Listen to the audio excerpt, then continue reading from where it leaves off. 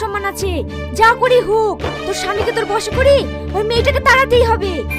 মা তুমি ওসব নিয়ে চিন্তা করো না, আমি একটা কবিরাজের খোঁজ পেয়েছি, ওর কাছ থেকে গাছ গাছটা এসে খাইলে আমার স্বামী বশ হয়ে যাবে। তাহলে দেরি করছি কেন? যা টাকা লাগে আমি দিছি, যা আজকেই গাছ গাছটা নিয়ে এসে খাওয়ানো শুরু কর। ঠিক আছে মা, আমি এক্ষুনি যাচ্ছি।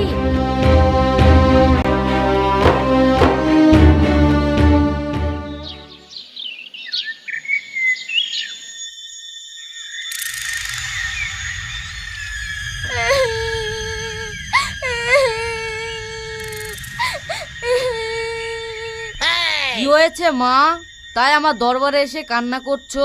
বাবা, আমার স্বামী বধূই আমাকে বিয়ে করেছে, আমাকে